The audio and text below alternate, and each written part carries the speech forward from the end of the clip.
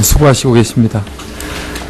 여기는 지금 이제 그 장관 이제 후보자 인사청문회인데, 일단 두 가지잖아요, 후보자님. 하나는 장관을 수행할 수 있는 이제 도덕적인 기준이 합당한지 하고, 그리고 업무 수행 능력이 있는지 하고, 그 두 가지인데, 대부분 다 업무 수행 능력에 이렇게 치중을 해서 여쭤보셔서, 저는 좀 아까 먼저 전제되는 거 몇 가지 질의하겠습니다. 먼저 그 오전에 여러 의원님들이 궁금해하시고 염려하시는 가장 중요한 내용이, 결국은 이제 인사청문회 청문 보고서가 채택이 되면 바로 업무가 시작이 되시는데, 내년 총선과 관련해서 가장 길게 봐도 10개월 아닙니까? 그러죠?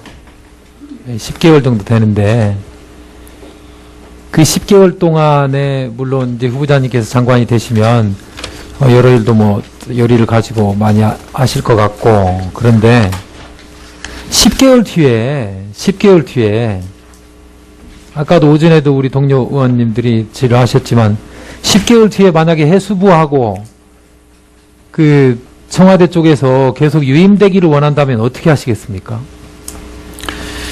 예, 지금 청문을 받고 있는 후보자 입장으로서 앞으로 그런 정치 일정에 대해서 말씀드린다는 게 좀 적절하지 않은 것으로 판단이 되고, 또 그런 것들은 결과적으로는 임명권자의 고유권한에 관련되는 것이기 때문에 제가 그 기관에 관계없이 장관으로 임명된다면 최선을 다하겠다는 말씀으로 답변을 대신하겠습니다. 왜 그걸 중요하게 여기냐면, 지금 우리 인사청문회 같이 하고 있는 다른 부에도 이제 유사한 상황이 있지만, 예전에 그 해수부 폐지 정부 조직법안에 공동 발의하신 적이 있고, 그리고 지금 또 하나는, 지금 예전에 왜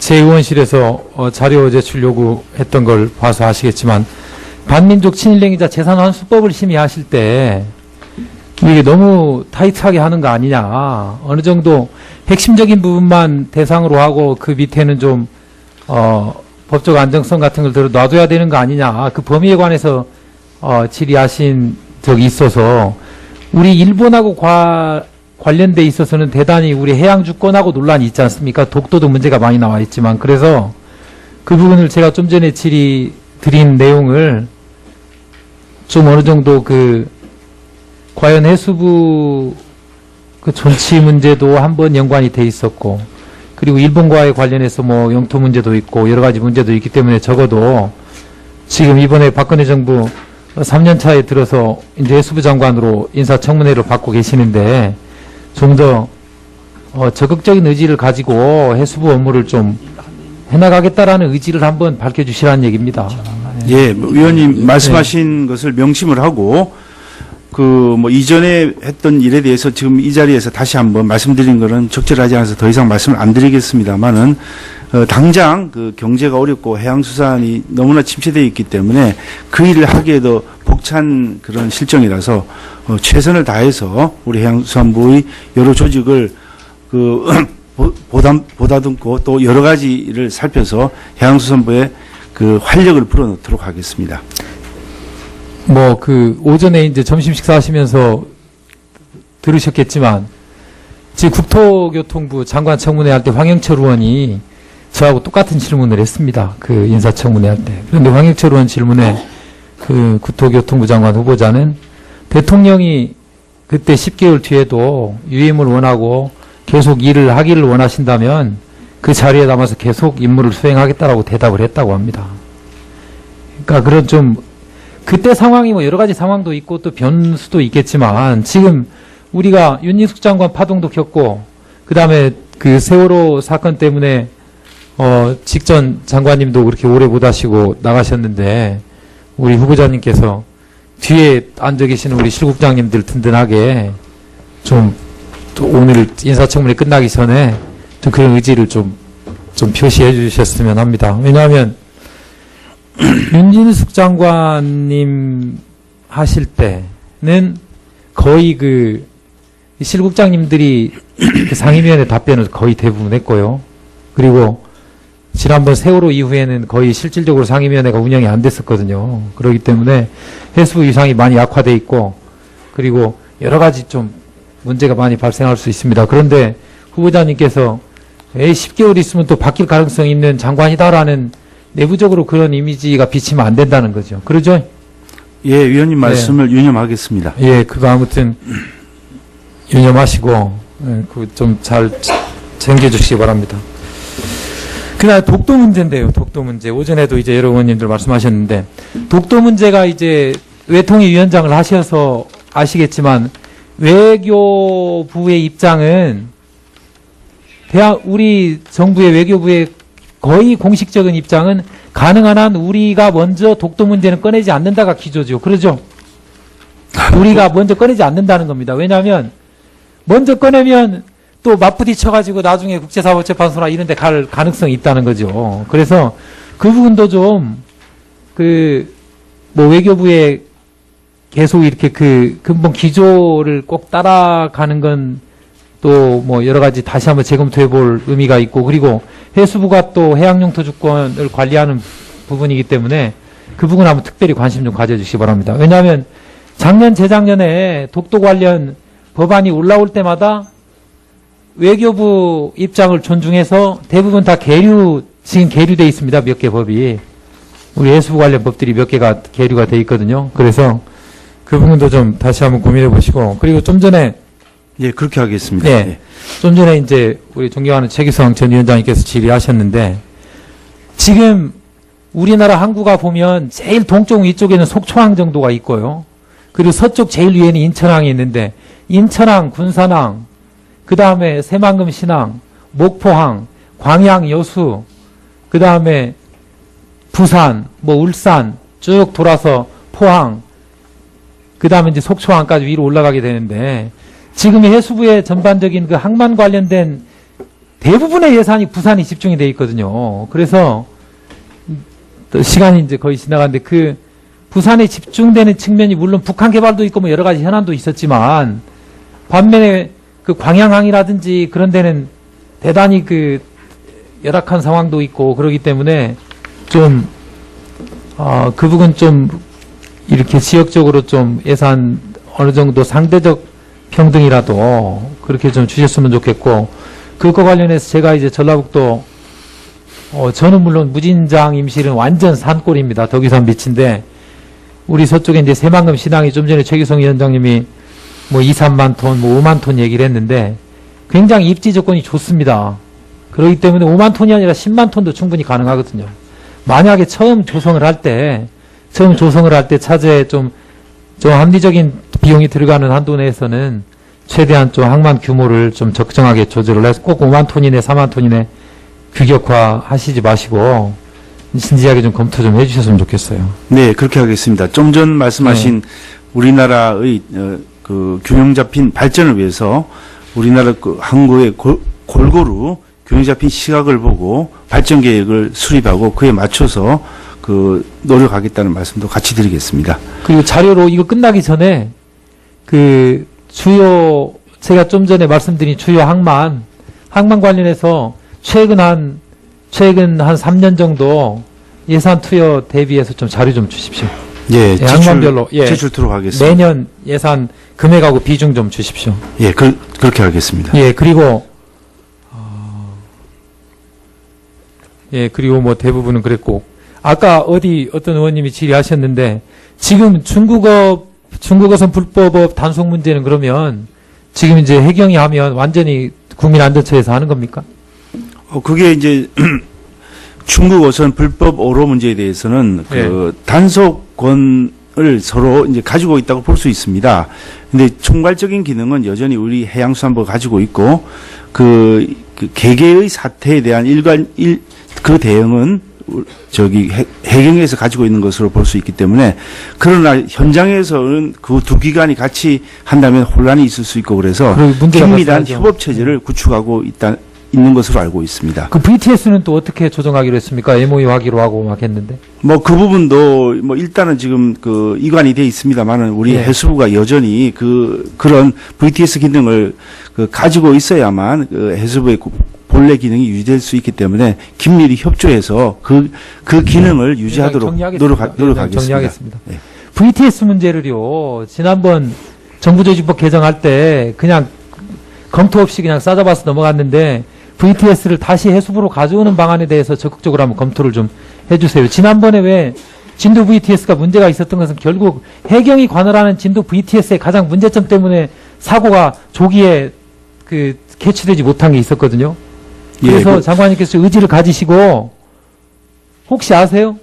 해경은 해기사 출신 직원들을 뽑아가지고 VTS 근무를 시키는데 그 해수부는 보니까 보수 교육을 계속 시키더라고요, 주기적으로. VTS 담당 직원들을. 그렇기 때문에 아무튼 해수부에 대한 강력한 애정과 의지를 표시한다는 의미에서 혹시 장관이 되신다면 대통령께 강력하게 건의해서 그 VTS 해수부로 다시 돌아올려오는 걸 한번 고민 한번 해보세요. 예, 뭐 VTS가 기본적으로 선박의 움직임을 보는 장치이기 때문에 우리 해양수산부에서 이 부분에 대해서 어느 정도 그 기능을 가지고 있는 것이 저는 맞다고 생각을 하고 있고 지금 그 부분에 대해서 그렇죠. 좀 기능 조정이 필요하다면은 적극적으로 검토를 해오겠습니다. 지금 원래 지금까지 VTS가 몇 개만 해경이 관리하고 있었잖아요. 그러죠? 예. 그런데 그 나머지 10몇 개가 다 넘어갔잖아요, 이번에. 그런데 만약에 이번 세월호 같은 이런 사고 났을 때 해경이 그걸 잘 관리한다는 보장이 없잖아요. 예. 의원님 말씀 유념하겠습니다. 의지를 가지고 한번 청와대와 한번 붙어보세요. 그래서 그거 한번 찾아오세요. 예, 이상, 유념하겠습니다. 네, 이상입니다. 예. 의원님들이 질의하셨지만 10개월 뒤에 만약에 해수부하고 그 청와대 쪽에서 계속 유임되기를 원한다면 어떻게 하시겠습니까? 예, 지금 청문을 받고 있는 후보자 입장으로서 앞으로 그런 정치 일정에 대해서 말씀드린다는 게 좀 적절하지 않은 것으로 판단이 되고 또 그런 것들은 결과적으로는 임명권자의 고유 권한에 관련되는 것이기 때문에 제가 기관에 관계없이 장관으로 임명된다면 최선을 다하겠다는 말씀으로 답변을 대신하겠습니다. 왜 그걸 중요하게 여기냐면 지금 우리 인사청문회 같이 하고 있는 다른 부에도 이제 유사한 상황이 있지만 예전에 그 해수부 폐지 정부 조직법안에 공동 발의하신 적이 있고 그리고 지금 또 하나는 지금 예전에 왜 제 의원실에서 자료 제출 요구했던 걸 봐서 아시겠지만 반민족 친일행위자 재산환수법을 심의하실 때 이게 너무 타이트하게 하는 거 아니냐. 어느 정도 핵심적인 부분만 대상으로 하고 그 밑에는 좀 지난번 세월호 이후에는 거의 실질적으로 상임위원회가 운영이 안 됐었거든요. 그렇기 때문에 해수부 위상이 많이 약화돼 있고 그리고 여러 가지 좀 문제가 많이 발생할 수 있습니다. 그런데 후보자님께서 10개월 있으면 또 바뀔 가능성이 있는 장관이다라는 내부적으로 그런 이미지가 비치면 안 된다는 거죠. 그러죠? 예, 위원님 말씀을 유념하겠습니다. 예, 그거 아무튼 유념하시고 그거 좀 잘 챙겨주시기 바랍니다. 그날 독도 문제인데요. 독도 문제. 오전에도 이제 여러 의원님들 말씀하셨는데 독도 문제가 이제 외통위원장을 하셔서 아시겠지만 외교부의 입장은 우리 정부의 외교부의 거의 공식적인 입장은 가능한 한 우리가 먼저 독도 문제는 꺼내지 않는다가 기조죠. 그러죠? 우리가 먼저 꺼내지 않는다는 겁니다. 왜냐하면 먼저 꺼내면 또 맞부딪혀가지고 나중에 국제사법재판소나 이런 데 갈 가능성이 있다는 거죠. 그래서 그 부분도 좀 외교부의 계속 이렇게 근본 기조를 꼭 따라가는 건 또 여러 가지 다시 한번 재검토해 볼 의미 수고하시고 계십니다. 여기는 지금 이제 장관 후보자 인사청문회인데 일단 두 가지잖아요, 후보자님. 하나는 장관을 수행할 수 있는 이제 도덕적인 기준이 합당한지 하고 그리고 업무 수행 능력이 있는지 하고 그 두 가지인데 대부분 다 업무 수행 능력에 이렇게 치중을 해서 여쭤보셔서 저는 좀 아까 먼저 전제되는 거 몇 가지 질의하겠습니다. 먼저 그 오전에 여러 의원님들이 궁금해하시고 염려하시는 가장 중요한 내용이 결국은 이제 인사청문회 청문 보고서가 채택이 되면 바로 업무가 시작이 되시는데 내년 총선거 관련해서 가장 길게 봐도 10개월 아닙니까? 그러죠? 10개월 정도 되는데 그 10개월 동안에 물론 이제 후보자님께서 장관이 되시면 여러 일도 뭐 열의를 가지고 많이 하실 것 같고 그런데 10개월 뒤에 아까도 오전에도 우리 동료 법적 안정성 같은 걸 들어 놔둬야 되는 거 아니냐 그 범위에 관해서 질의하신 적이 있어서 우리 일본하고 관련돼 있어서는 대단히 우리 해양 주권하고 논란이 있지 않습니까? 독도도 문제가 많이 나와 있지만 그래서 그 부분을 제가 좀 전에 질의 드린 내용을 좀 어느 정도 과연 해수부 존치 문제도 한번 연관이 돼 있었고 그리고 일본과의 관련해서 뭐 영토 문제도 있고 여러 가지 문제도 있기 때문에 적어도 지금 이번에 박근혜 정부 3년 차에 들어서 이제 해수부 장관으로 인사청문회를 받고 계시는데 좀 더 적극적인 의지를 가지고 해수부 업무를 좀 해나가겠다라는 의지를 한번 밝혀주시라는 얘기입니다. 예, 뭐 의원님 말씀하신 것을 명심을 하고 뭐 이전에 했던 일에 대해서 지금 이 자리에서 다시 한번 말씀드린 거는 적절하지 않아서 더 이상 말씀을 안 드리겠습니다만은 당장 경제가 어렵고 해양수산이 너무나 침체되어 있기 때문에 그 일을 하기에도 벅찬 그런 실정이라서 최선을 다해서 우리 해양수산부의 여러 조직을 보다듬고 또 여러 가지를 살펴서 해양수산부에 활력을 불어넣도록 하겠습니다.